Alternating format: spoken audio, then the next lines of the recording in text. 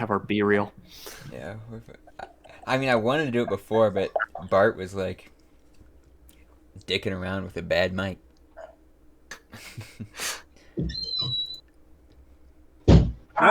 Nice shoe collection. Thanks, bro. He is listening. Oh, he's got to dig through a bag of cords. Does that bother anybody? Yeah, I can hear that. So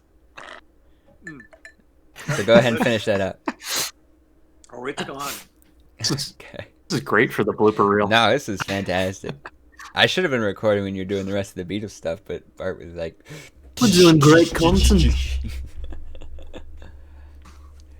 we're having a little trouble. Got a bit of trouble finding the right chord. He told me it was A, but it's really B. I told you once, I told you 1,000 times. It's 1, 2, 3, 4. You're doing an old Greg. Shut up, John. It's a USB Mini, not a USB-C. No, they're all like, oh, here we go. There it is. Oh. Let's see if there's a longer one. I'm already in.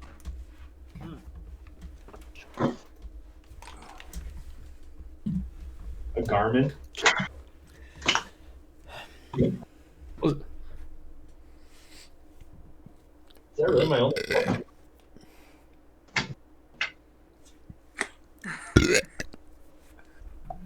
Nice. Is Dawn on the mic? What? She's oh. I burped and he asked if Dawn was on the mic. Ah. Son, that's not a burp. It's a belt. There's a difference. Wasn't that good by some of these two usual. What happened to your other cord, Bart? I smashed it with my chair. Oh.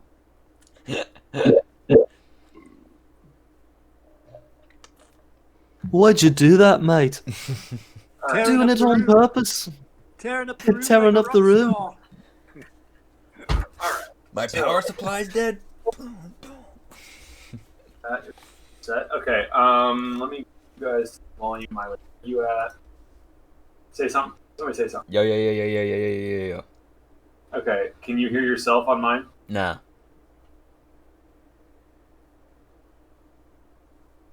What? But it's not through your mic still. How do you know? Because it's echoey. Are you saying my blue snowball normally isn't echoey? No, it's normally not. Move it. Yes. Nothing. Nothing. No, he's doing a test. He's doing an audio test. No. Right, and we're letting them know that we can't hear him. Who can't hear me? We couldn't hear you Question because answered. you muted you, because it muted you because you were doing that test. You're saying I still sound echoey? Oh, No, that's better. yeah, that's better. How about now? Yeah, there it is. No, still. I mean, I don't know what else the problem would be unless the cable sucks for some reason. Like if that would make a difference, but I don't think it should. I don't know. It seems like Oh, it's not as maybe- good, but Maybe. whatever. Oh, here we go. Here we go. What about this? Oh, yeah, you might be speaking into the wrong end. How about now? Yeah, that's better. Yeah. Hey. Okay. I don't like it when people speak out of the wrong end. Okay. That was a good one, Mark. Okay, one last. I'm gonna do that thing the real I'm quick. gonna do that the whole podcast. Oh no.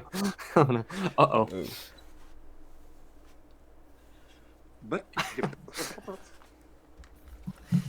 whose album is this anyway? This is my album. Oh yeah.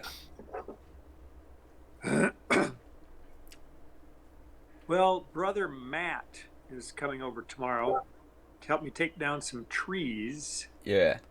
I'm going to pick his brain a little about being a guest for my next turn perhaps. Matt? Matt would be very interesting. Yeah. Matt would be a hysterical guest, I think. He's very. My brother is 64. He's never stopped listening to new music. Really? Yeah. Love to hear his opinions on WAP. We still talking music? Do you even know what that is? Have you No, heard you that? don't want to. No, he doesn't need to know. You don't want to know. You don't want to know. But yeah, so I'll have that conversation tomorrow, and then based on what he says, I'll see if I allow him. I'm curious what you would pick to have him on as a guest. I would assume it's an album that you share, that you listen to at a similar time period or something. I mean, it's something that he'd be familiar with, I'd imagine, right? No, I would just say, what would him personally pick? Oh. I mean, a few of his albums when I was growing up that I listened to would be my own ones. You know, why Okay. have him do it? Yeah, that's a good point. Sorry, I forgot that. Yeah, that would be the point. Would be for him to pick his own, like Steve. It'd be interesting to know if he picks something old or if he picks something current, because he's always listening to new stuff. Right. I don't know if we do this right now or we do it sometime later, just as a brief call later. Not today, maybe later in the week, but to get this intro thing that I was mentioning down, we'd take turns doing the intro. What were you saying, Bart? You want to script it? Yeah, I would like to script it so that way. Pre-recorded. Yeah, it's just pre-recorded. We do it every time. What were you saying, that we each record our own intro for our own weeks, or like we all record a portion of the intro? Or yeah, what? a portion of the intro, and then of course there'd be the person whose week it is. They would still introduce it after that intro. The intro would just be like explaining what the podcast is. That way, we don't have to say it each time. Can we explain what this is, really? Yeah, it's not that difficult. I mean, we could probably say a vague sentence or two. Yeah. Just in parentheses, madness ensues. So at some point we should do that. Yes, we should. Yeah. Right Cool. after we get the graphics figured out. Yeah. Need those too. You working on those, Bart? Well, don't we have to vote on that or something? Yeah. Well, we asked him to make a few. And I actually didn't mind some of the ones you did, so like we could always revisit those too. And the thing about those is that we just have to buy them. That's why. Oh, well, in that case, I'll just make. I'll just make clones of them in Photoshop. Yeah, that's what I figured. Yeah, no worries. I can do that. It's easy peasy. Just make them just enough different, so they're not a copyright problem. Well, I don't. Okay. Sure. What's They probably end up. There's They probably a end up bat. being. There's a bat in your room, Kale. Have you not seen that before? It's a little eagle hanging off his face. No, I've never noticed That's it. never been on the pod before. It has. Not unless it was last week when I was on my phone and I couldn't. No, that's as long as he's been in that room. That's always been there. No, Yeah, but wrong. He You're hasn't wrong. been in that room long. Yeah. Wrong. You're dead When he wrong. started, he was in that room, and then like I'd 3 like to- podcasts you know later, what? he You was know at what? his aunt's house or I'll check whatever. the tapes. I'll check the tapes. Okay, I'd love to see it. I mean, and then Should I'd I love be to hear that you're wrong because you are. That's always been there. Should I be recording this as well? I have it recording, but if you want to, Yeah, but like,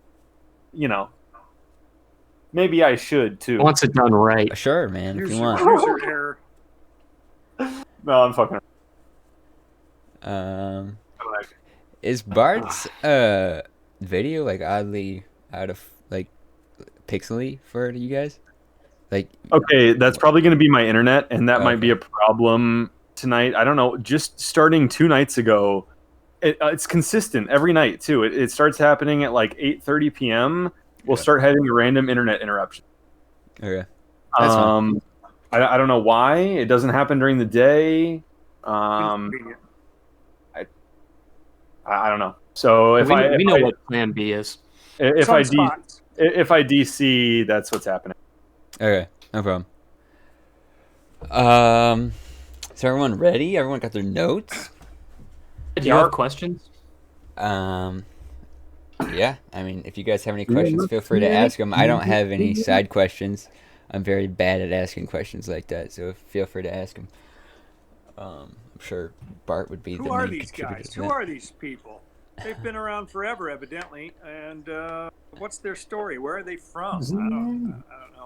I don't have British? a big old history about them, but yeah, they've been around. I mean, I do know a little bit of history. They are from somewhere in the UK. It's got to be. I think it's like Yorkshire or something like that, because there is a bit of slang that he uses when he says summit. That is Yorkshire for something. It's not a big island. I mean, come on. Yeah. They none of them could really play instruments before they started a band, and then they just decided they're all going to start playing, and they made a band. They started playing in local pubs. They recorded a little CD that they were handing out that didn't have any name on it. It didn't have a name of the album, but fans, I mean, it was spread across the internet, whatever. Fans gave it a name, like Under the Bridge or something like that, but it was never officially named like that. And you've got songs that appear in later albums that didn't show up on necessarily their debut album when they actually got signed. But yeah, I would say the Arctic Monkeys are a teenage coming of age essential for American high schoolers from the 2000s into the 2010s, and I mean, maybe still. I don't know about anymore, but yeah, I mean, at least a decade. It seems like everybody runs into these guys at somehow or another. yeah. I mean, I wasn't very familiar, like at all until, like I was introduced to this album, which was like maybe a year or two ago. So like it wasn't a big English rock band that would be, say, like Franz Ferdinand or, like them. That. So I think I might have missed that. But I think. Would you? I mean, are you suggesting Franz Ferdinand is bigger than Arctic Monkeys? No, just the one song that he has that everyone knows. All right, because I was going to say, I don't know. I think Arctic Monkeys got to be one of the most popular rock bands. Yeah, no. Like, as far as modern ones. Yeah. Like, if not the most. But I think, especially with this album coming out, I think teenagers nowadays have become very much more familiar, especially with AM, whether it be. I don't think it's much of their older albums unless they do a deeper dive, which I don't think teenagers these days are doing. To be fair, I think they're looking at their top 5 most popular and listening to that. Me being, I was a big, I did that a lot. Up until Says the guy 1 year removed from being a teenager. Yeah. Well, I was saying that I was a big violator of that. Out of all of us, he's probably the biggest authority on teens. I was saying I was a big violator of that as well. I didn't start doing album dives until like we started this podcast, and even then it was like a few months afterwards. And we've been doing this. Album dive. I like that. We've been doing this like over a year now, almost 2 at this point, and we haven't released one. I think this will be probably the first one I release. Just because the other ones I feel like aren't that long already. Yeah, I mean we had long breaks too. I mean like, over the winter, Bart's like, no more album, no more podcast time, is how he has been. But I think he switched up a little bit. So what do they have? Like 10 albums or so? They have 6. Oh, okay. This So is the not 5th. Not as prolific as I thought maybe at first. I think they're prolific. I think they just take their time with albums. I think they have a few EPs now and then as well. Okay. And they've been around. They've been around longer than when their first album came out. Like they were fairly well known, even a little bit in the States, because of that CD I told you about that they were giving away for free before they were signed. Anyways, What happened to Bart? It's his internet, I think. He mentioned it. Oh boy. Okay. Haven't really introduced it yet, but yo, it's just passing notes. This week I chose the album. It's Arctic Monkeys AM, as we've been talking about. I'm joined by my guests, not my guests, my co-hosts. My dad, Mark Hansen. Say something. Hola. There you go. Hola. Kale Jones, my good friend, What's up? and Bart, who just disconnected. Yo, that was Bart. Hey.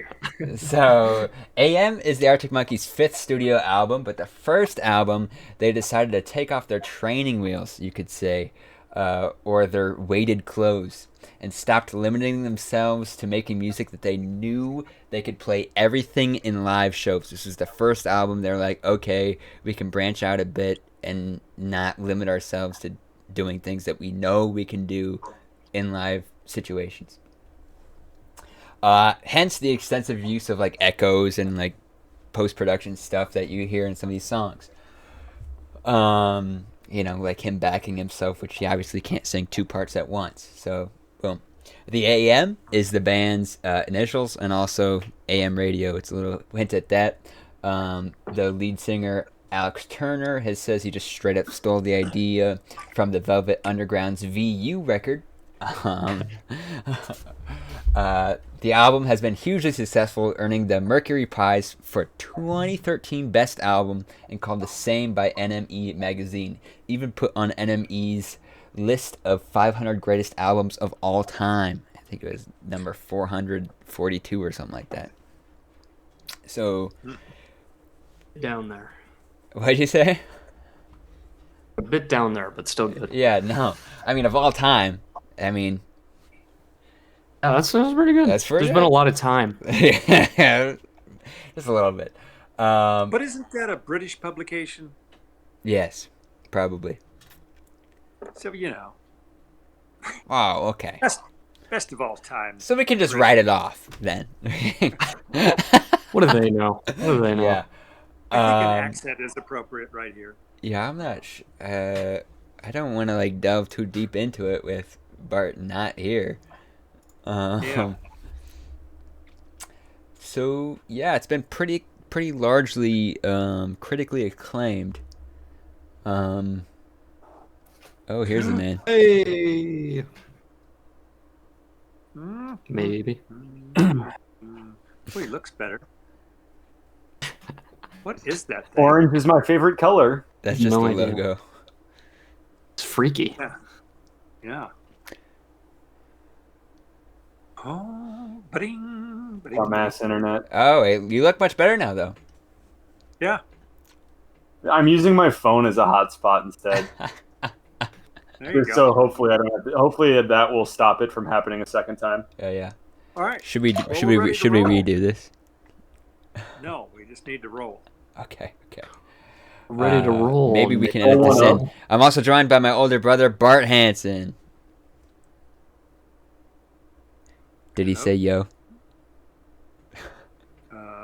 Did he say Not that I something? heard. Hi guys. Yeah, there you Bart go. here.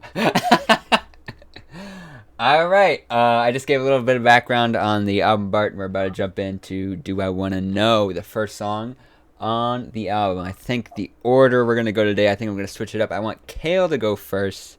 I don't think he's had a first place spot. And then we'll go, I'm going to say Bart till last. We're going to go Kale, Dad, Bart, and then I'll go.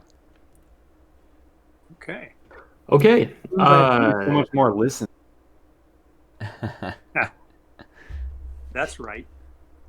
But Dad seems to struggle with that, so maybe I should have put him first. Go ahead, Kale.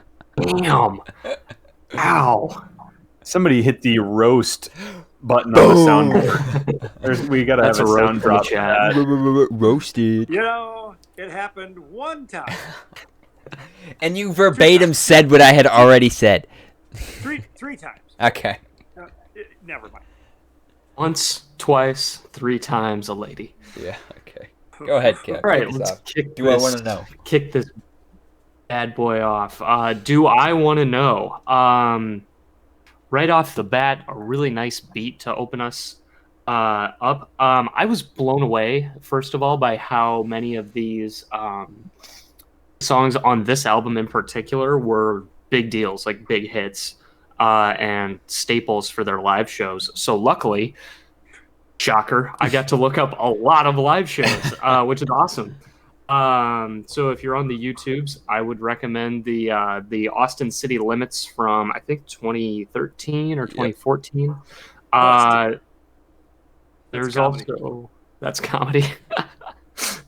There's also a Red Bull. I think it's like a Red Bull something or other from I think like 2015. I liked that one a lot. That I think it's more of a private setting, and I kind of liked it. It was a little bit more stripped back, not quite acoustic, but still stripped back. And then there's a TRN SMT festival version of this, which I also really like. Now, the song itself has a really nice beat. The first thing that immediately struck me, because I, of course, am in the same boat as Mark, I've only heard Arctic Monkeys like in passing.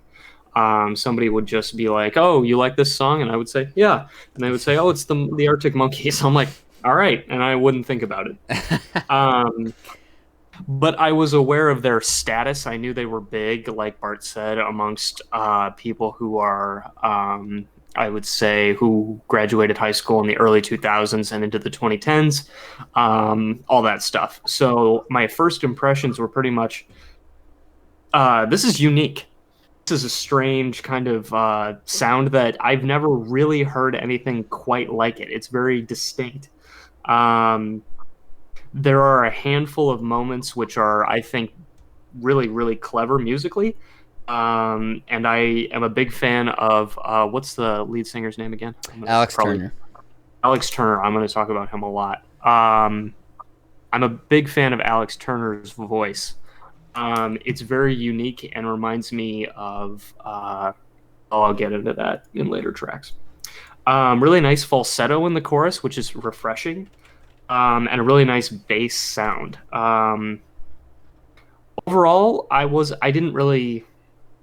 this one didn't encourage me to dig super deep. It's a nice song. I enjoy it. And it's got an interesting feel for the beginning. Yeah, I felt like this, to me, seemed kind of edgy. It reminded me of this a suspenseful jewel thief song, maybe a movie by Guy Ritchie with this on the soundtrack. I thought it was a very modern Bond-like guitar sound, and I don't know, that just took me there. I thought it was a very cool vibe throughout this song, but it was lacking in the hook department, which, is my specialty. But a pretty strong intro to the Arctic Monkeys, I thought, for me, and my curiosity was piqued. Right. So I think that probably everybody here, I can say I have most Arctic Monkey experience, right? Without, trying to sound arrogant or anything. I would say Just early my Arctic Monkeys experience. Wow. Oh, the okay. age factor. Of course you would.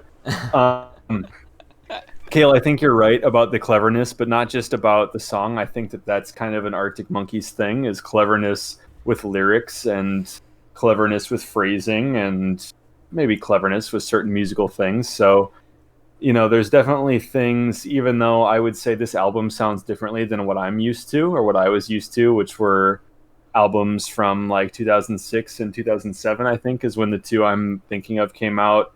The first being Whatever You Think I Am, That's What I'm Not, I think is what it's called. Yep. And the other one, I can't remember the name of, but it has Fluorescent Adolescent on it, which is one of their most popular tracks, at least was. I assume it still is. Yeah.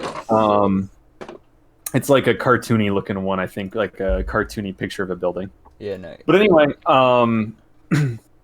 so first few listens didn't Favorite grab me worst right nightmare. away because it wasn't exactly what I wanted, or like what I was just not maybe not exactly what I wanted, but just wasn't what I was expecting.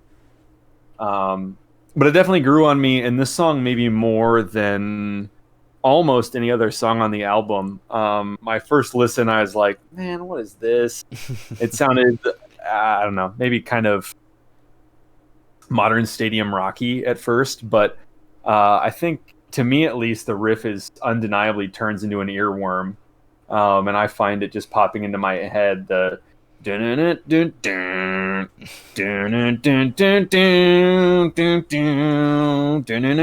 just, I don't know, it gets in there. Mm-hmm. So what's the riff? Got it. I mean, you can loop that back. And I don't know, there's not a ton going on in this song, but I don't think it really matters because the riff is so catchy, and the chorus of "Does this feeling go both ways?" I mean, gets the message across nicely, and I think sets the tone for the next few songs, which are going to have a theme.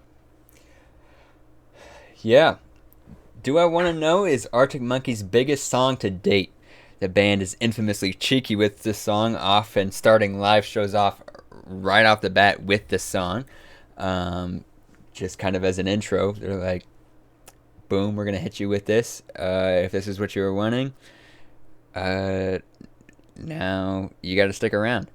This song is what broke the band in the US to be super widely known, more widely known than it was.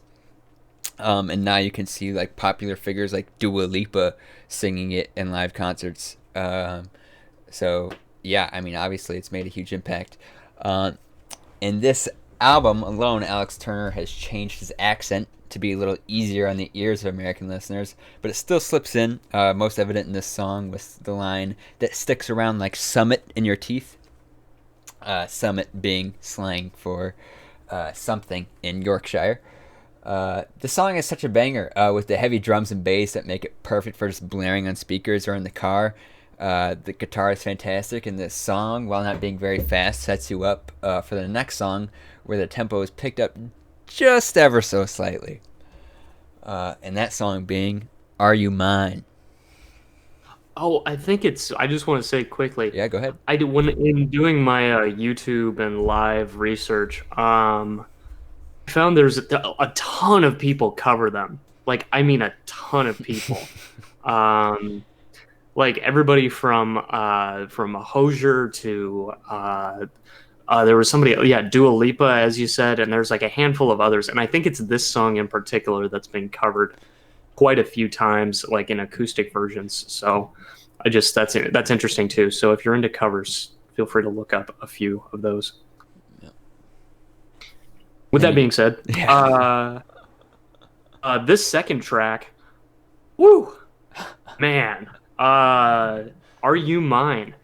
This is cool. This is a really cool, unique sound. We're back at it. This is heavier. It's got more of a rockier edge.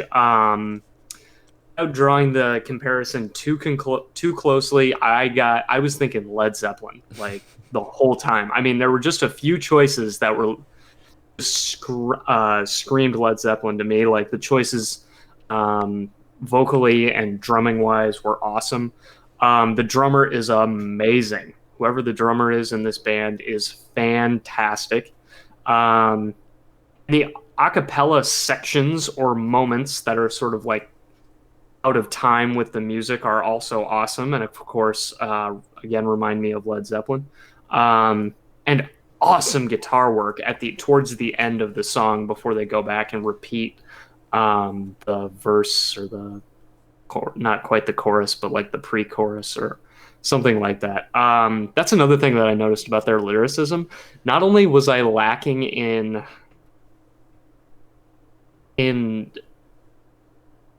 hook of any kind, I was lacking in where is the verse and where is the chorus and where is what are we in a refrain? Like, what is happening? Which, hey, I'm down, but I mean, I was kind of, it's interesting considering the sound that they're going for. Yeah, I like the acapella sections and the guitar riff. This song rocks. It's awesome. It sounds great. Agreed that it rocks, and the singer flies through the lyrics very quickly. I just didn't get used to that and I didn't feel they matched up to the music very well. I thought this song is a little more hooky than the last one, primarily due to the "Are You Mine" in the chorus. And I've already decided 2 songs into this that I like the singer's voice, even though this phrasing, if you can even call it phrasing, it was just like, didn't care for that part. But to me, the music on the track, yes, it rocks, but it sat there for me. It was like, is this a Black Sabbath cover band? What is this? Didn't do it musically. It didn't do it for me. Like I say, enjoy the singer, but the music on this song, maybe it's just too heavy for the old man. I'm not sure Bart is with us. No, I would say that's a freeze frame. Yeah, there Funny. he goes. God dang it. Now he's gone. That typically means he's gonna pop back in here any second now. Yes. We apologize for these technical difficulties. Well, here, let me make a few comments. It's going to be the longest podcast. Oh my God. Well, Steve's not here. Welcome back. We're on our last song of the album. Let me make a comment about the fast speaking here.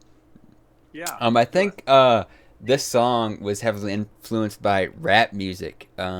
That's mainly why you see that kind of phrasing. He has mentioned that during this time they were listening to a lot of Drake and Lil Wayne, especially, and he talks about the first line being, what is that first line? I'm a puppet on a string, silver lining. Wait, I'm a puppet on a string, Tracy Island. So he describes what he's talking about, and then says what he's talking about, which they find often in rap music during that time, from Drake and Lil Wayne. So he talks Sugar about Hill that. Gang. Yeah.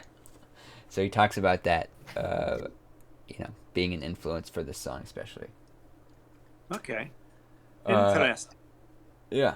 But Are You Mine? What a fucking tune, man.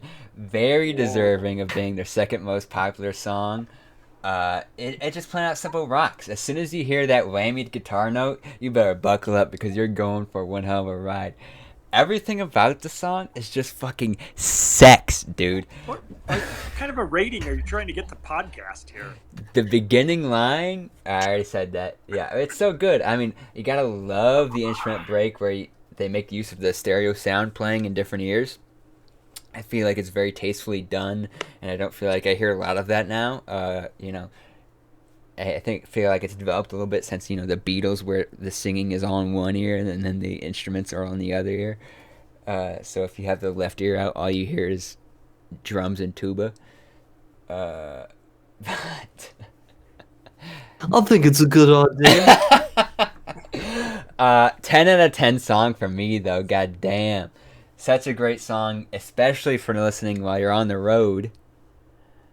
That kind of ruins my transition. I could see that. Yeah. My transition was going to be...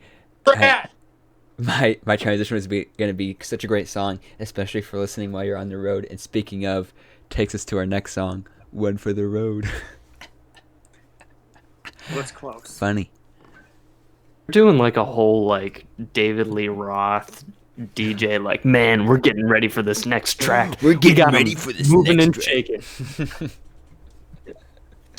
You better Hey, buckle cool up for cats. this next one.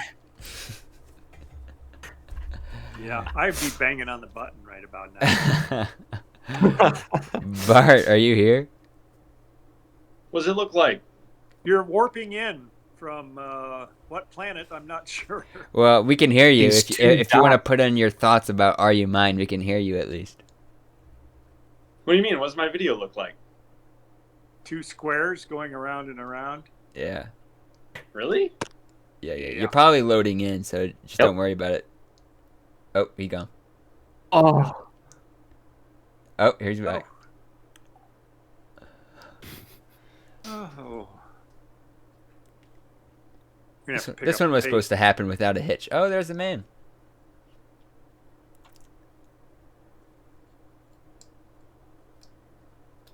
Yeah, we boy. can't hear him.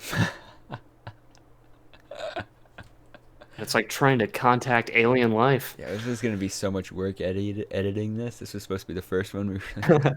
Why does it have to be me having the problems? Why can't it be one of you guys having the problems?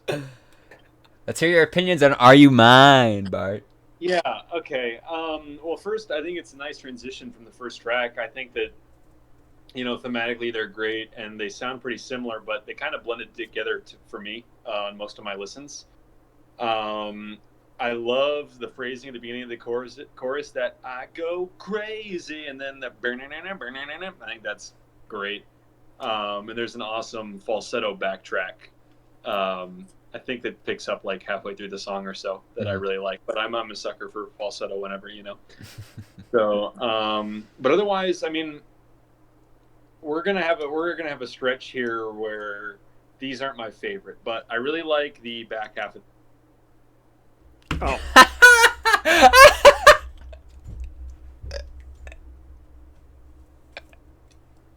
And I continue to not understand what's going on at all. So you like the back half? The back. Yes, I like the back half of the album. Okay. All right. One for the road there, Kale.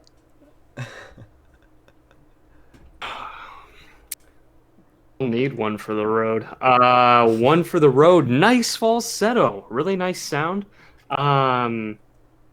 Another really strong drum track, and this is where I'm starting to put it together a little bit. I'm going, for as much as I listen to the band, I like to listen to the influences of the band as they appear in the music. Sometimes I go, oh, well, this sounds like maybe they were influenced by this, or maybe they were influenced by that.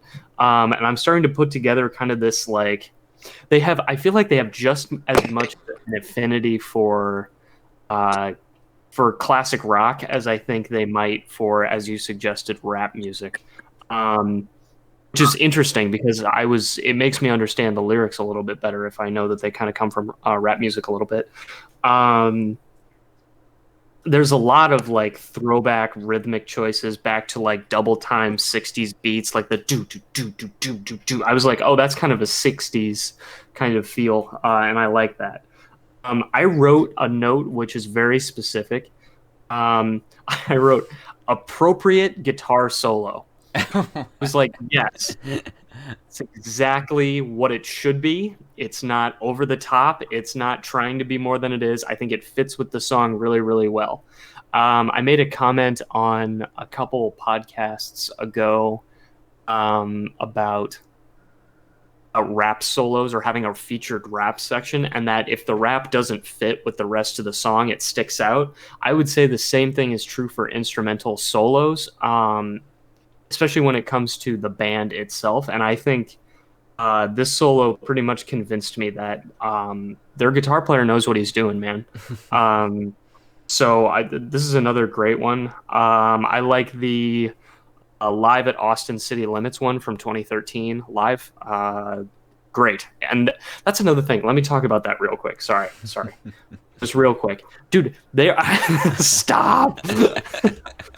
What an electrifying stage presence. Dude, I would go see these guys live. They have like a presence that's really awesome, and they're a live band.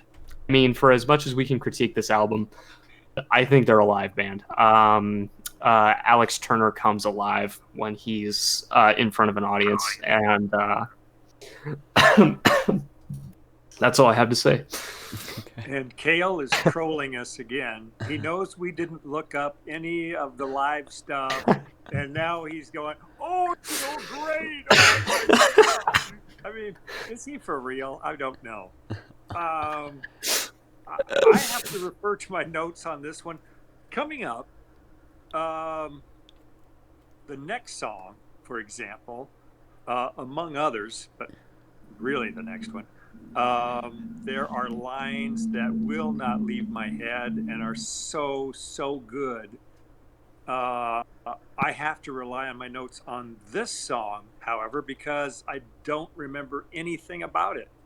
It is not one that stuck in my head, and my notes say, I like that the lyrics don't come at you at warp speed like they do on the last two. I say it's okay. Okay. Yeah, that's in my notes too. One of the weaker tracks, but the chorus that "On the road" is very, very catchy and still singable. Fair. I'm surprised none of you mentioned this. This song stars Queen of the Stone Age's frontman, Josh Homme. If you guys didn't know, he's in the background there. Really? Yeah, this is his first appearance. He has a second one. You know about Queens of the Stone Age. Not a whole lot, but I'm planning on checking them out afterwards. There we go. Next week on Passing Notes. But I'm surprised none of you mentioned it. He appears later on Knee Socks. I think it's a very cool track with very dark and heavy drums and bass. I think the guitar is like very contrasting in a good way. It's like a lighter, tighter sounding guitar than the rest of the band, which is like kind of darker, and especially in the solo, I feel. But I think it makes for a very interesting composition of the song. It's not my favorite song, but I still find it very quality, and I still have it saved. And our next song is Arabella. Oh, yeah. It,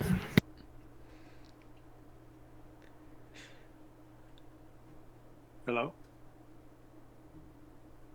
He broke his mic. who's Mike? There you go. Okay. Yeah. Skip me for a hot sec. Mark, you roll. I got to look up the lyrics. Okay.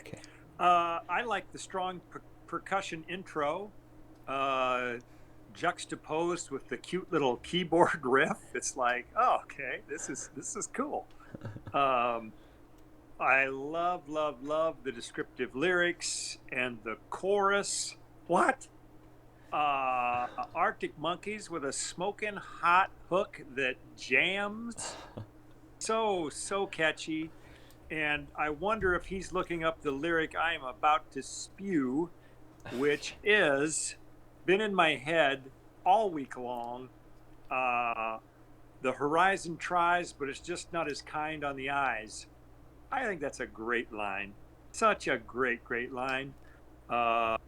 Guitar solo, yes, please. Tremendous. It's a great love song that really rocks, and it is my favorite song on the album. I assume it's like among the top streamed songs. I think it's number. Gotta be. It is number 6. Love this song. Great jam. Behind Do I Want to Know, which is number 1. Are You Mine is number 2. And Why'd You Only Call Me High? Call Me When You're High is 3. That's ridiculous.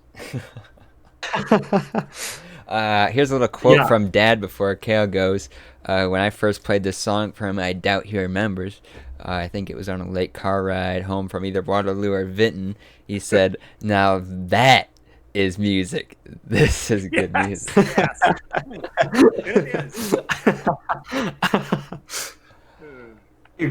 I agree full-heartedly. I love this song from the instrumental opening, that which reminds me of David Bowie's Fame, which with that I love that. That's awesome. Fun lyrics dripping with 60s references, including Helter Skelter. Interstellar gator skin boots. What a great piece of wordplay. I agree that that the horizon tries, but it's just not as kind on the eyes is great. But I am a big fan of her lips are like the galaxy's edge, and her kiss is the color of a constellation falling into place. I Dude. mean, yeah. Who's not falling for that, right? It's awesome. Yeah. Killer drumming, murderous drumming on this track. Awesome. More Zeppelin stuff with the just the riff. Awesome track. Awesome.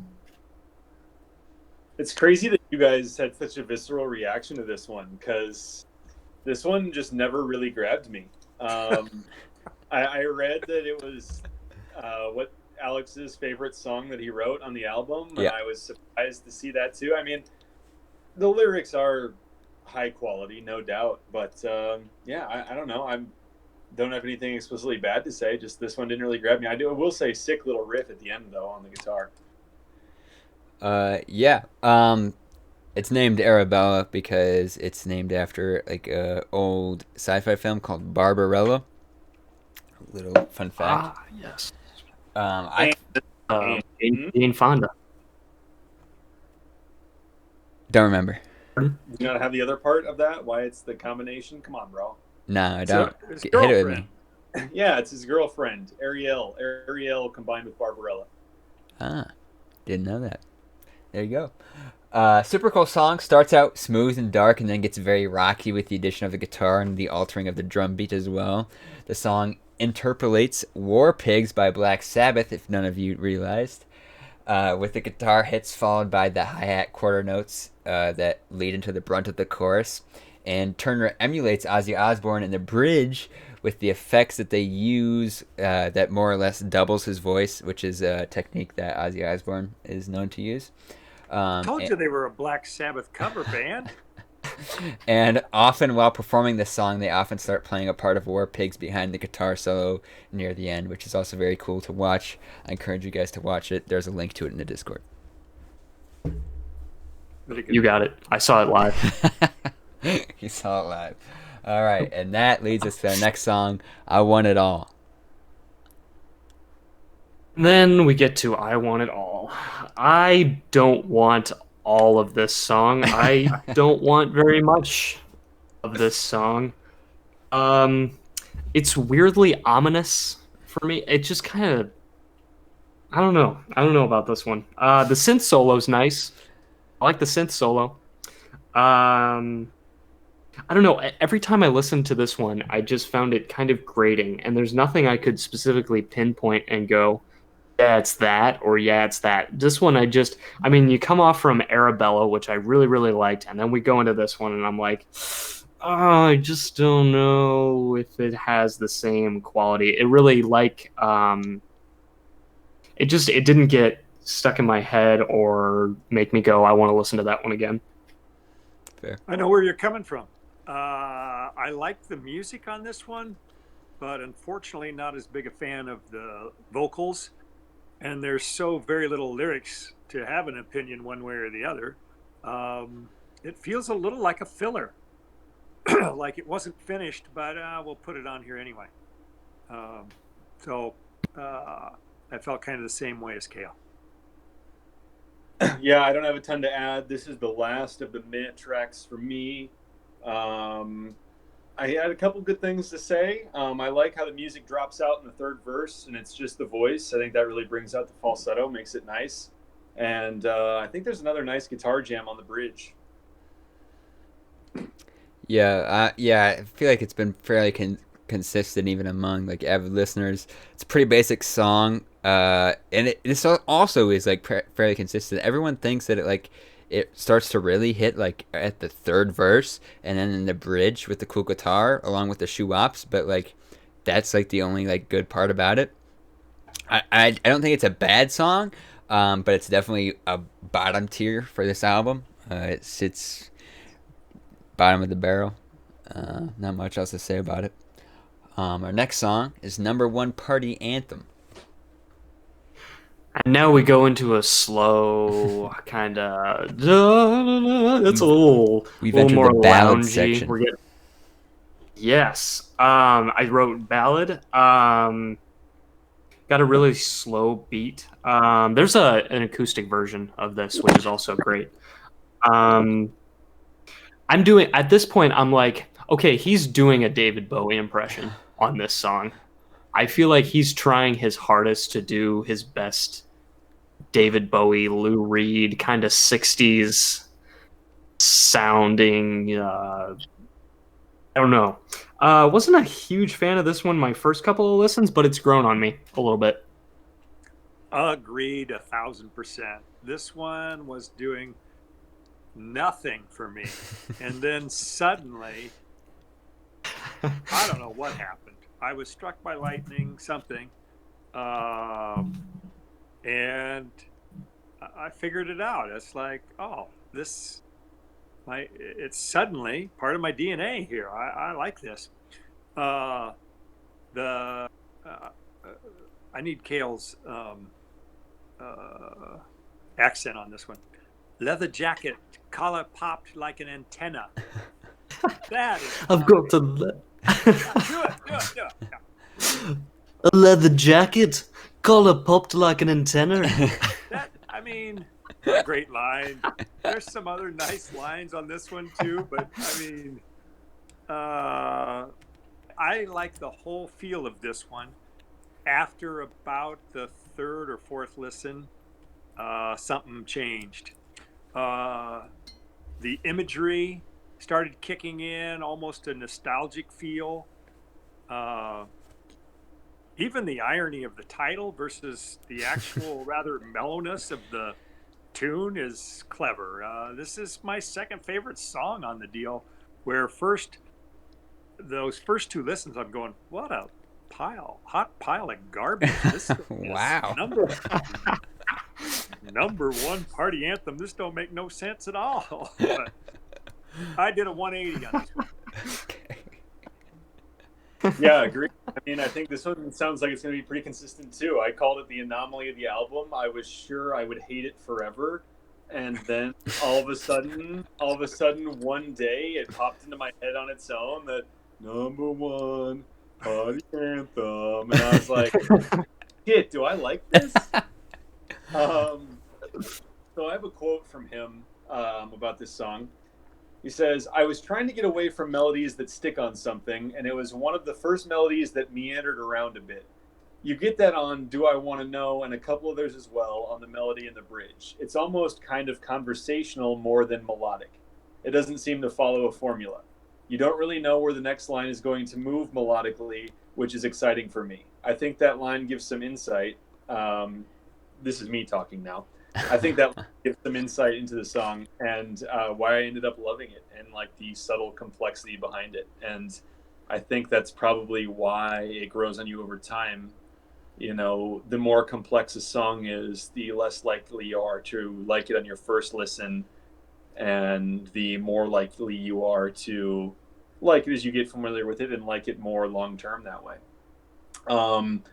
And I mean, I think when he says meandering, well, it's such a great word choice, especially with the come on, come on, come ons. Like, that can get really slow and meandering, but it never bothers me. And now I like it. I love it. It's probably my second favorite song on the album as well. Yeah, we've now entered the ballad section, as I said, and ironically, as Dad said, starting with number one party anthem. For me, Alex Turner does such a great job painting such a vivid scene of a party, and it puts me into this like movie scene in my head of you're looking at the main character's face while he's walking through crowds in a party. He's probably past the party phase or not feeling into it, but he's walking through it like 3/4 speed, and the music is muted in the background, and it's just a very cool image for me. I get it every time. It puts me in this place. And the music of the song makes it feel like I'm lost in a dream somehow. Overall, I feel like this is a very enjoyable song for me. It's probably in my top 5. Yeah, probably. But yeah, I feel like I'm grateful knowing that everyone enjoyed it. I'm surprised more people didn't like Are You Mine, though. It's kind of crazy to me. Our next song, final ballad, Mad Sounds. You know, all of the imagery that you just described, I would give to this song. For me, it's this song. This one has the slow intro. I'm like, wait a second. As far as I know, in this album thus far, Arctic Monkeys are about punching you in the face with something, some kind of sound. I mean, Arabella, Are You Mine, you name it, from those first few tracks. I mean, those are all your face sounds that are stadium rocks. And then we have Mad Sounds, this song that's just different, laid back. It's more like sway, kind of back and forth. And this song, I really enjoy this one. It's relaxing, kind of mysterious with the lyrics a little bit. kind of that slow opening, which is a nice kind of refresher. Um, and the keys and the drums building to the end is great. I also love the ooh la la la.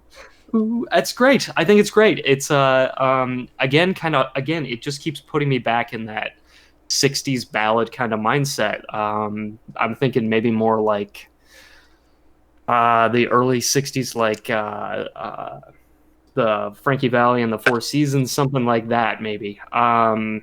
But it's really nice, and has a really nice back and forth sway to it. Yeah, this is a little like the last song for me in that the first casual listens didn't click with me. I think I was thinking, what is this Oasis? I could see that. No, I definitely see that. But again, after a couple more listens, I just really got to dig it. It's easy to listen to. It's not necessarily super compelling, but it's enjoyable. It's just a nice tune to get you down the road on a warm summer day is kind of where it took me. Yeah, I could go a little bit deeper. I really love the message of this song. You know, like I think the lyrics are saying, you know, you might not be having a great time. Things might be tough, but then all of a sudden, what's the line? Out of nowhere, somebody comes and hits you with an ooh la la la. You know, it's like all of a sudden you're feeling good, or at least you're feeling better. Those bastards got you again with a catchy hook or a nice melody or something to put you in a good mood. And I think that's awesome. And I think that the power of music is definitely a real thing. Otherwise, this is just a super chill song. I mean, great to do plenty of things to lounge to have on in the background, whatever. I'm a fan of this one as well. He didn't say it this time, Kale. What? We all thought you were going to say to smoke too, but you didn't say that. You said that last week, but you didn't say it this week. A lot of things. Yeah.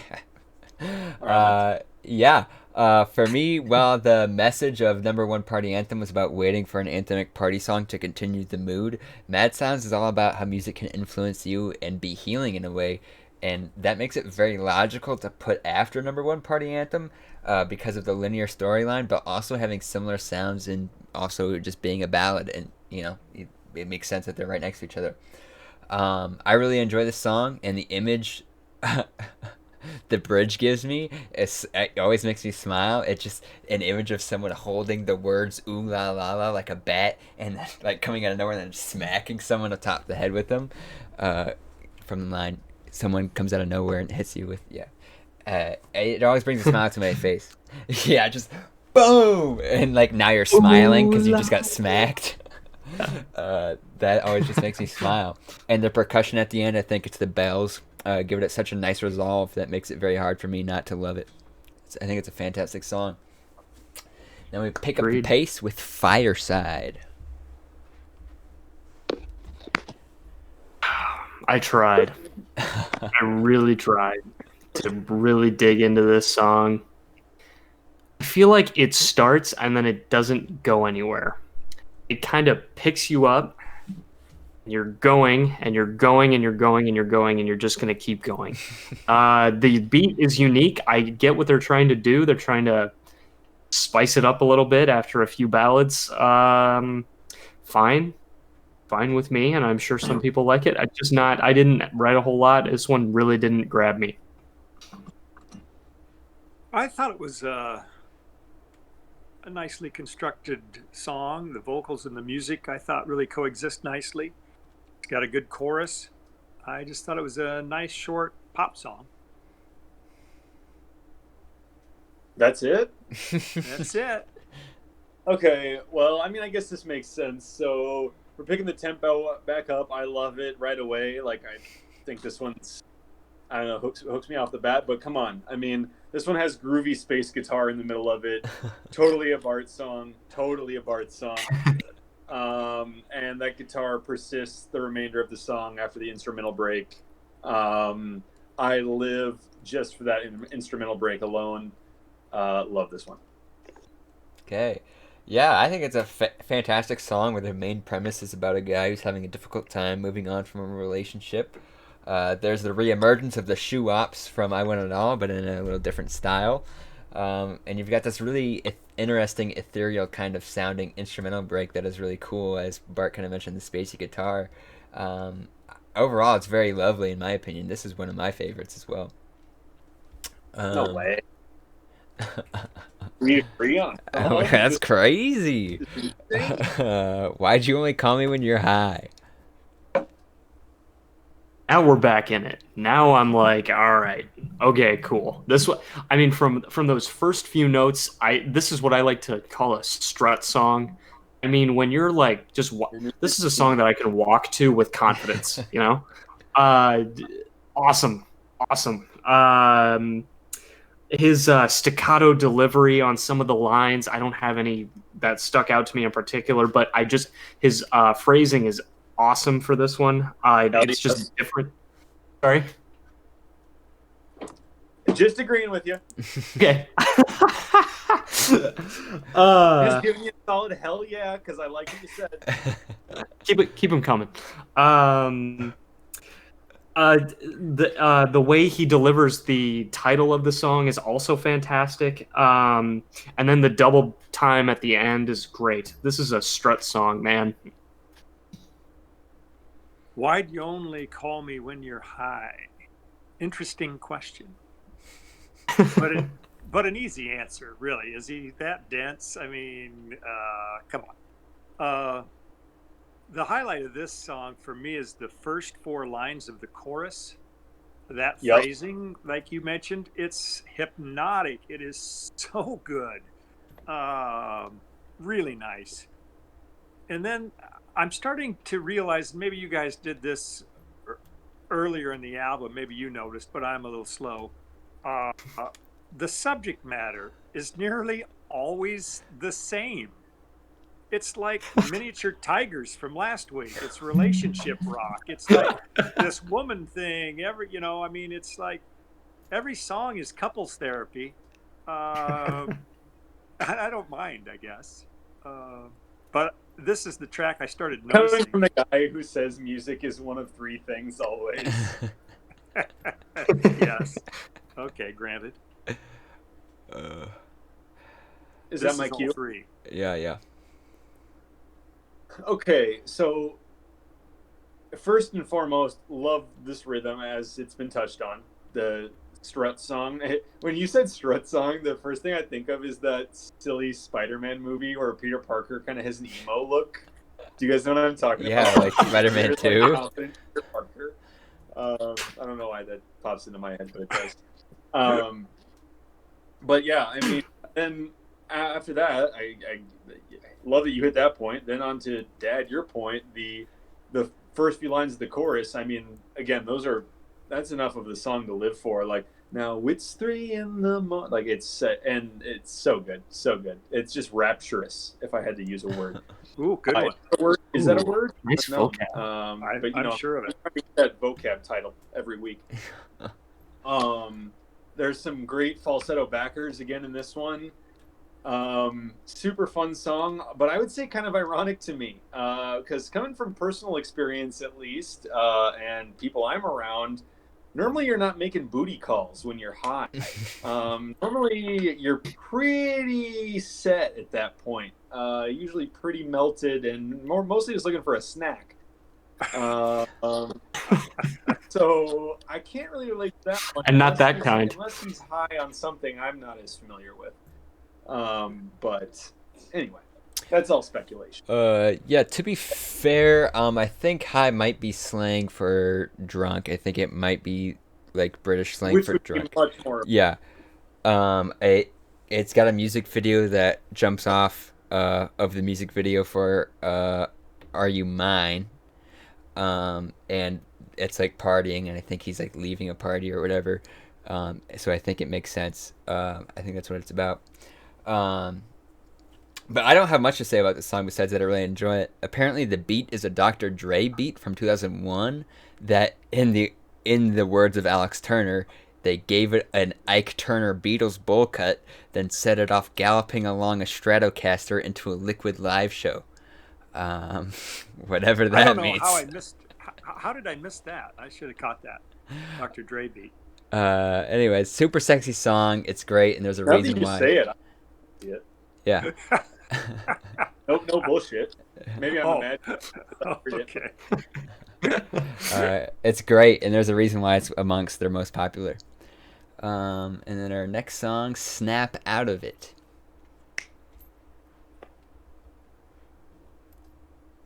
Nice connecting theme. Goes from "Why do you only call me when you're high" to boom, snap out of it. That's cool. I like that. And now we're back into like this kind of driving beats. The first thing I wrote was musical theater. I think that's wrong. It's not that. It's just a driving kind of do do do do do. You know, it's got that like real time. It really does snap you out of that last track. Guitar is awesome, and the drum fills are also spectacular. This reminds me of Three Dog Night.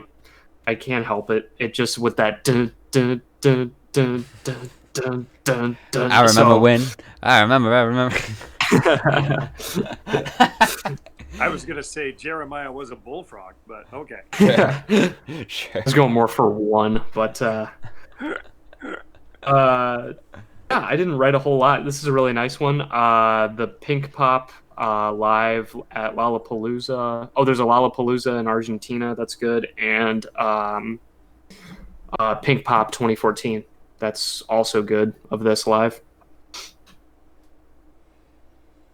Catchy tune, evil lyrics. I thought it sounds like settling down or giving up, but it don't sound much like you, girl.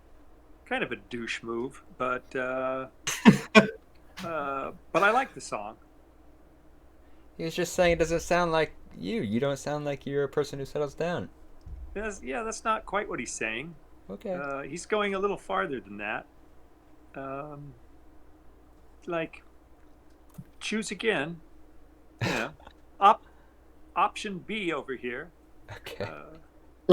Let's do for the second one. Jack, you got the little drummer factoid on this one? Yes. Yeah, I'll let that for you then. Otherwise, not a ton to say about this one, but I think the chorus is super catchy and singable. Grab both your shoulders and shake, snap out of it. Love that. Yeah, it's a factoid specifically. I mean, mainly Kale, but who's gonna like it? But I'll get to that. Yeah, so this is a song that seemingly didn't want to be written. It's coming. It's in this story. Alex, Alex couldn't believe that there wasn't a song that had a title. He thought it was like a gimme song. Like this whole premise is like it's a song waiting to be wrote. It was almost too easy. And then their drummer broke his hand. So they're like, we can't lose 2 weeks. So they called their pal Pete Thomas, who was the drummer for Elvis Costello, who loved the idea of the song and rewrote it for them.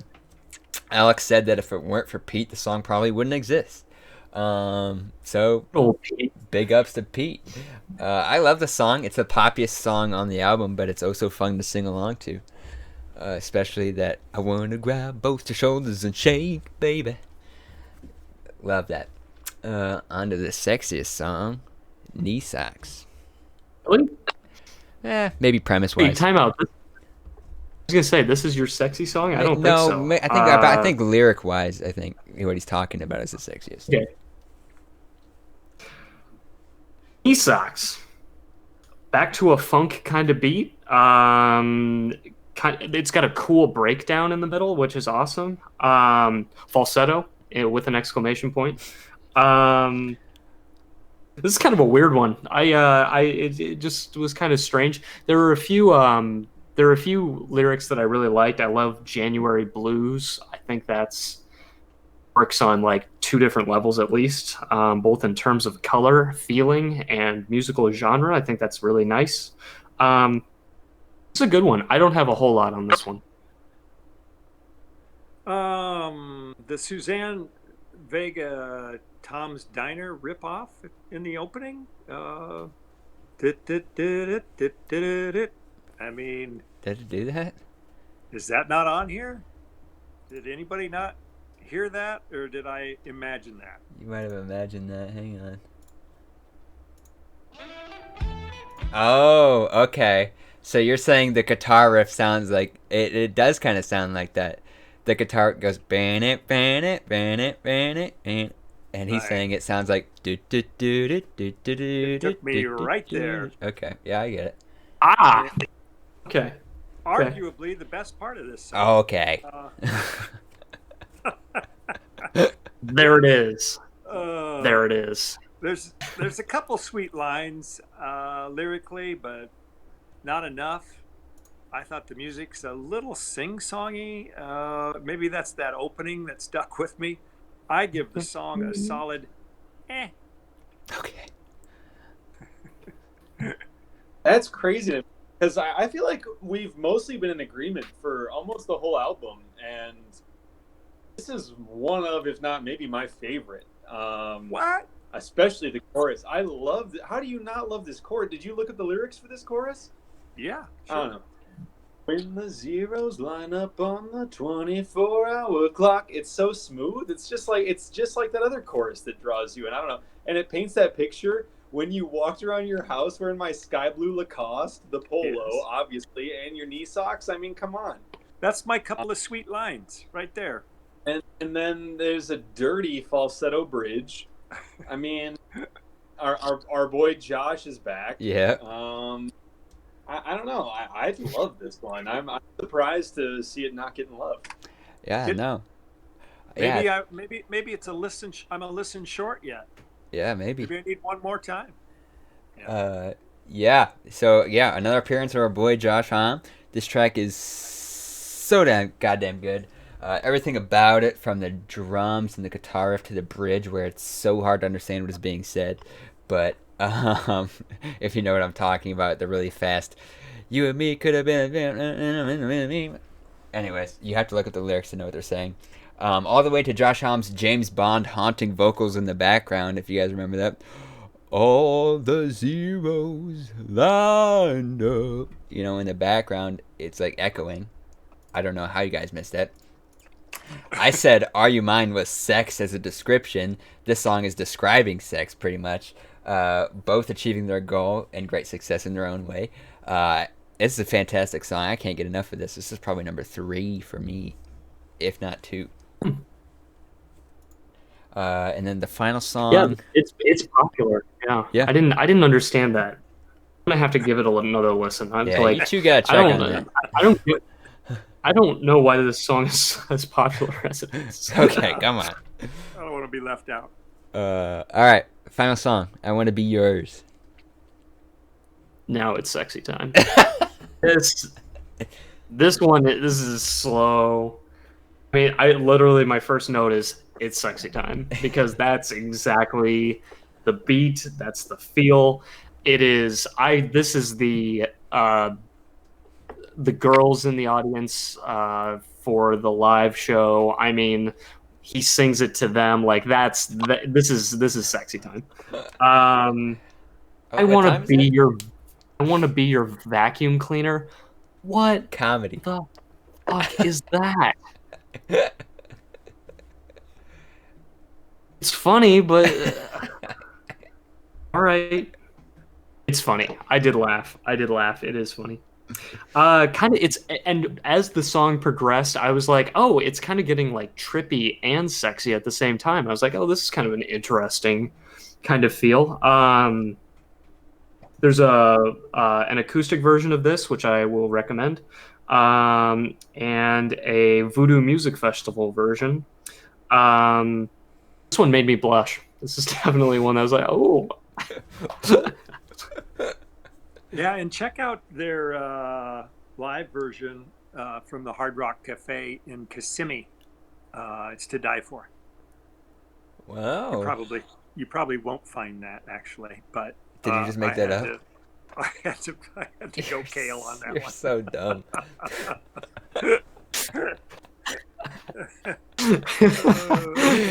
We're having fun. Kel was We're like- having fun. Yeah. This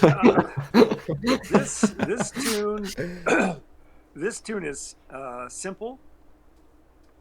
It's plaintive. It's declarative, repetitive, and I really dug it. I just want to be yours is about all that's said, and it's all that needs to be said. Although I did have to look up Ford Cortina because I'd never heard of that before. Anybody else look up Ford Cortina? Yes. Yeah, okay. Please describe. I had to because I knew he was saying Ford, but I'm like, Ford what? Cortina? What's a Cortina? Yeah, it's a car they made for the British market. And thus, but I won't rust or whatever the line is. One of the interesting things about this is the yin to Are You Mine's yang. You have Are You Mine and I Want to Be Yours. I just thought, oh, okay. He's just nice. playing on the same idea. He's just flipping it. And there you have another song. But I enjoy this one. This, you know how I said there were a couple other songs that I was like, I don't know if I'm going to like this one, or like, especially, what was it, Number One Party Anthem. At first I thought, I don't know if I'm ever going to like this one. This one I felt that way about, and I still feel that way about. This one never really grew on me. I mean, I'll admit it does make me laugh, or at least make me smirk when I listen to it, but musically I don't really get any enjoyment out of it. But I will say the lyrics do crack me up, and I think I'm just finding this out now. I'm just reading this off the Genius page. Yeah. It says, I'll be your Ford Cortina and I'll never rust. That Cortinas were extremely prone to rusting. Which is just icing on the cake for this already so tongue-in-cheek song. Yeah, just makes it extra funny. Yeah, like they've all said, it's basically just comedy for me because of the lines like "I want to be your vacuum cleaner, breathing in your dust." It's hilarious. But with further research, I found out the song is actually a poem of the same name by John Cooper Clarke, with the exception of the line "Secrets I have held in my heart are harder to hide than I thought." That was in Alex. Alex added that himself for the chorus. The poem itself was supposed to be semi-comedic, as they always rusted. They were extremely prone to rusting, as Bart said. But Alex and his band have kind of turned this into a legitimate love song, which you have to give great praise for. I feel like just turning poems into songs is hard enough by itself, but then to turning it into like it's all right. I mean, it was straight from the source material. He didn't do much with it besides, make it into a song. Like, he didn't change the lines. So it's good for what it is, I think. It still sits at the bottom tier along with I Want It All, don't get me wrong, but I still think it's decent, and I'll listen to it for the occasional smirk and to sing along with I wanna be your vacuum cleaner, breathing in your dust. But yeah, I really love smirk. it. Yeah, the good old occasional smirk. Should be a yeah, that's been AM, boys. We did it. We've gone through. Maybe in record time, also. Yeah. Yeah. Any closing remarks, boys? Well, if I will. Oh, sorry, Bart. Go ahead. Sorry, I forgot we were going in order. No, you go. Oh no. Okay. Well, if you insist. Interesting one. This was fun. I love listening to stuff that I've never heard before or have really no connection to, which is the reason I'm always excited for Jack Weeks and Bart Weeks. No offense, Mark, but we come from the same, like... Two peas in a pod. Really, musically, it's like we grew up listening to this similar, at least the same stuff, but the younger and newer stuff is always fun for me to get into. And hearing artists that I knew and that I didn't know a whole lot about, this has been a great introduction I would say. I'd love to go back and listen to some of their deeper tracks and some of their older albums because apparently they sound different, and that's exciting to me. So overall, really good experience listening. Yeah, I would agree as well. I was going to say that I think I will recognize an Arctic Monkey song anytime it comes on now. But if they sounded different earlier, maybe I won't. um, but there are several tracks off of here that I appreciate very much, and one that is still that's music, uh, for sure. And then uh, number one party anthem, I'll have to slip in occasionally, for sure.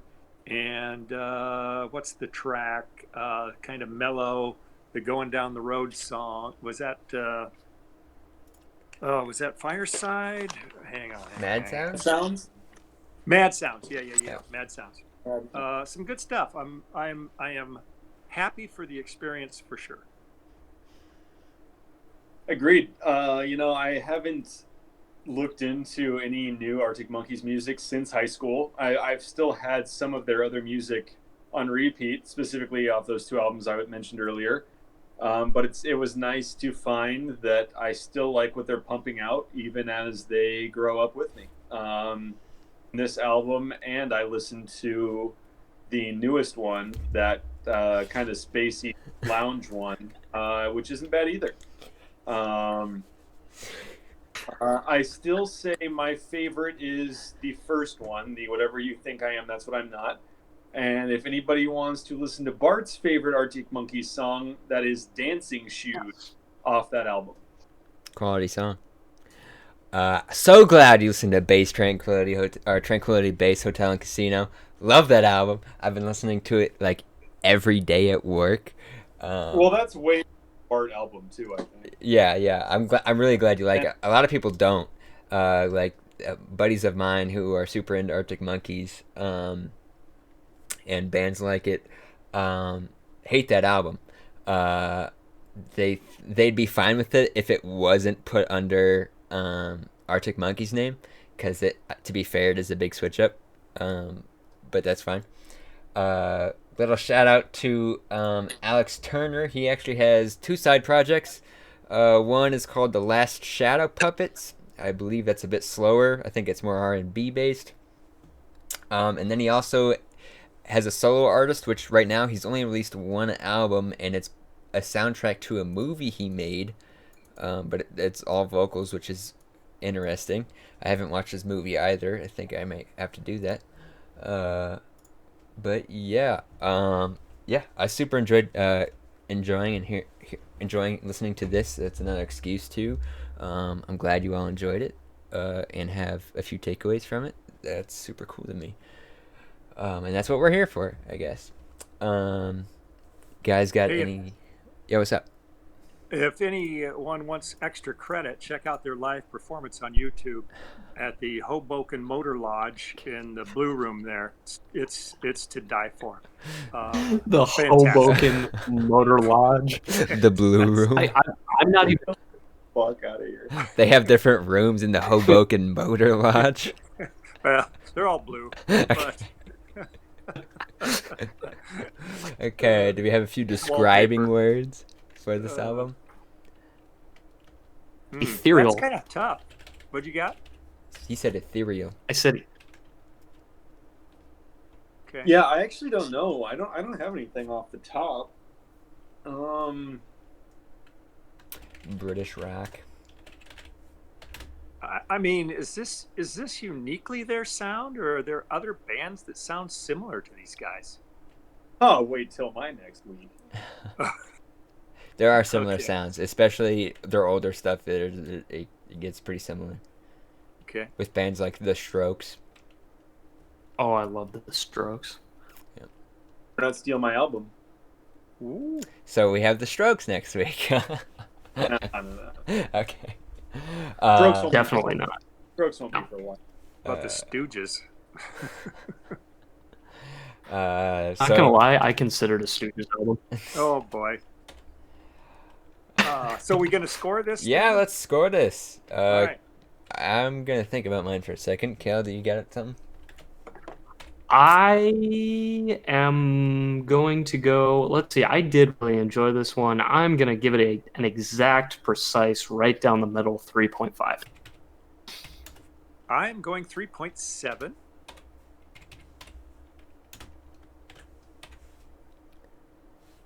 Doing some quick comparisons here. I was thinking right about that same spot. And looking at the rest of these, I'm gonna go 3.7 as well. Okay, we know Jack's a little bit biased. I'm gonna go. That's 4.9. No, Russian no, judge no, gives no. it a 10. I'm thinking like 4.2, 4.3. I think I'll probably give it the 4.2. And that gives us 3.5 plus 3.7 plus 3.7 plus 4.2 divided by 4 gives us a 3.775. It's good. Not bad. Seems right. All right. Moonlight Who's feels right. It's Bart's pick, right? No, it's Kale's. Oh yeah, you're right. Kale's pick. My bad. It is indeed my pick this What if week, I was and like, let me it is tell my you, pick, it's Kale's week. Just skip over it. we're doing the Strokes. You like this Um, week? Well, it's the same. It's the same exact thing. We're going deep into Franz Ferdinand's catalog. Um, so this has been one heck of a week. I have been tossing and turning on so many albums. There was one that I was going to save, but I figured, you know what? What's the point in waiting? Let's do it this week. Do we have a group chat that I can drop this in? Or Yeah, you could just drop it in this Discord, in the okay. text chat.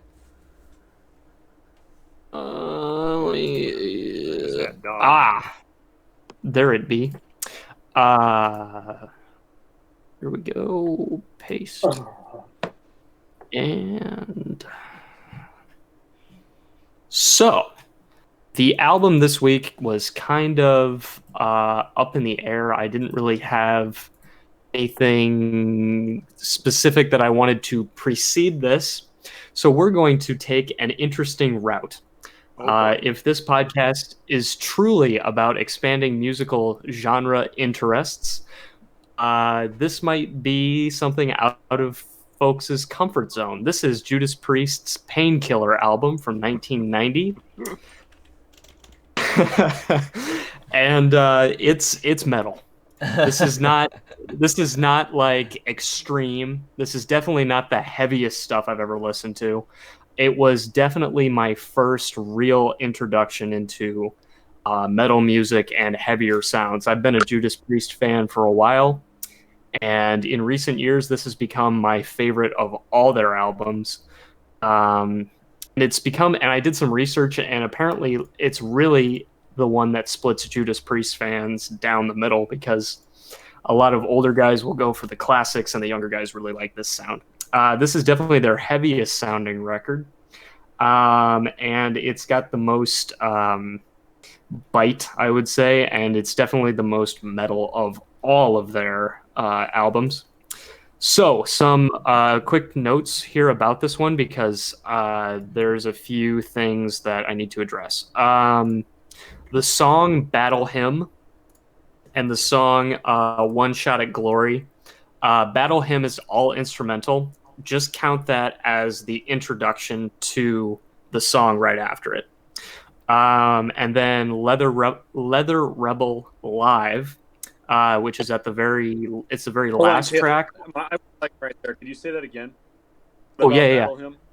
Yeah, Battle Hymn, count that as the intro to the song right after it, One Shot at Glory. Like, that'll just be an intro. I don't really want to deep dive into that one, because it's just an instrumental and there's not a whole lot going on. No offense, but and then Leather Rebel Live, that's going to count as an extra credit one. I'm not going to count that as one that you have to write a ton of notes about. For the non-metal listeners who don't like metal music, here's how you go about approaching, I think, something that's heavy. Don't listen to it all in one sitting. Just maybe listen to one or two, take a day, kind of, or an hour or so, and just let it sink in. You don't have to listen to it all the way through.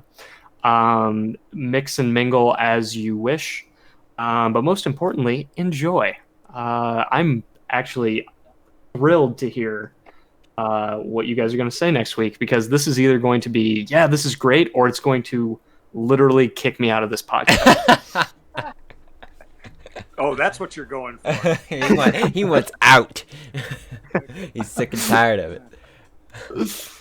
I don't know. I bought a Motorhead album many years ago, and got into Lemmy a little bit. So we'll see.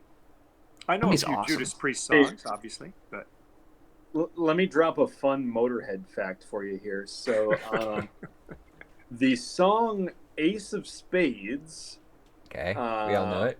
I was a big fan of because it was on Tony Hawk's Pro Skater 1.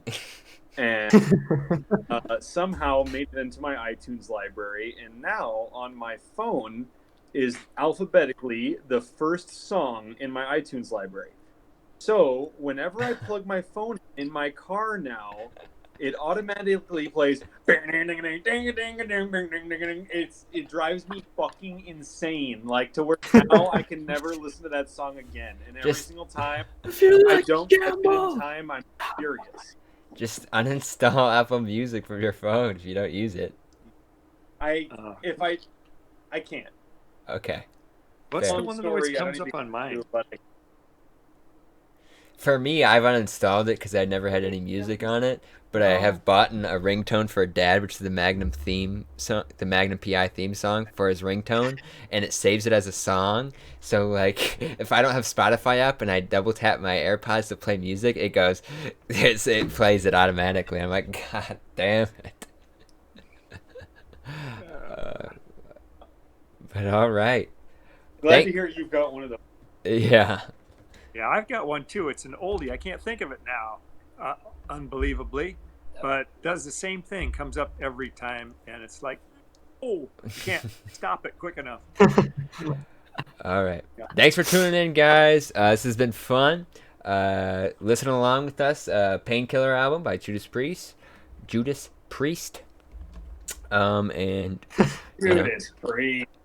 let us know if you listened to AM, what your thoughts were about it. If you agreed, disagree with some of us. If you have something to yell at us about, go ahead and do that.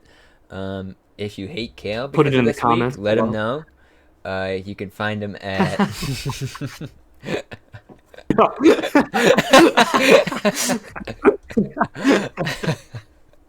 All right. I was so close to picking a Slayer album. All right. Talk to you boys next week. Good night. Later. Bye.